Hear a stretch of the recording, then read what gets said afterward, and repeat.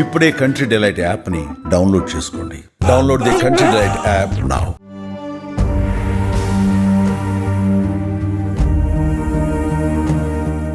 ఈ మధ్యకాలంలో గుండెపోటు మరణాలు ఎక్కువగా సంభవిస్తున్నాయి. ఇటు చిన్న పిల్లల నుంచి మొదలుకొని అటు వృద్ధుల వరకు ఇలా వయసులో ఏమాత్రం తేడా లేకుండా చాలా మంది హార్ట్అటాక్తో కుప్పకూలుతున్నారు. అయితే ఈ క్రమంలోనే తాజాగా వైరా మాజీ ఎమ్మెల్యే బానోత్ మదన్ లాల్ సైతం గుండెపోటుతో మృతి చెందారు.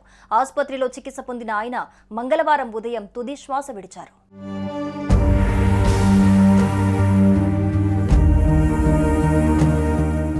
బీఆర్ఎస్ నేత వైరా మాజీ ఎమ్మెల్యే బానోత్ మదన్ లాల్ 4 రోజుల కిందట తీవ్ర అస్వస్థతకు గురయ్యారు.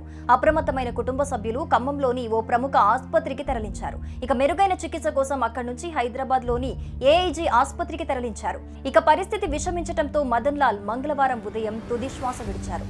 ఈయన మరణంతో కుటుంబ సభ్యులు కన్నీరు మున్నీరుగా విలపించారు. ఇక మదన్ లాల్ మరణంపై ముఖ్యమంత్రి రేవంత్ రెడ్డితో పాటు మాజీ సీఎం కేసీఆర్ స్పందించారు. ఆయన ఆత్మకు శాంతి చేకూరాలని భగవంతుణ్ణి ప్రార్థించారు.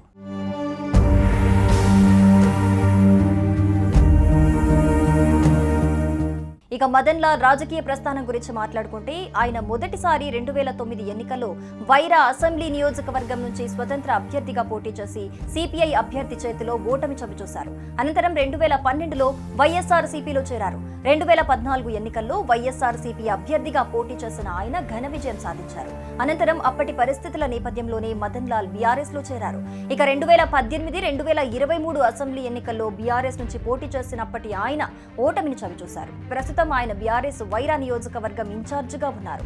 ఆయనకు భార్య మంజుల, కుమారుడు మృగేందర్ లాల్ ఉన్నారు. కుమారుడు ఐపీఎస్ అధికారిగా బాధ్యతలు నిర్వహిస్తున్నారు. అయితే ఉన్నట్టుండి మదన్ లాల్ గుండెపోటుతో మరణించడంతో స్థానిక నేతలు, కార్యకర్తలు శోక సంద్రంలో మునిగిపోయారు. ఆయన మరణం పార్టీకి తీరని లోటని చెబుతున్నారు.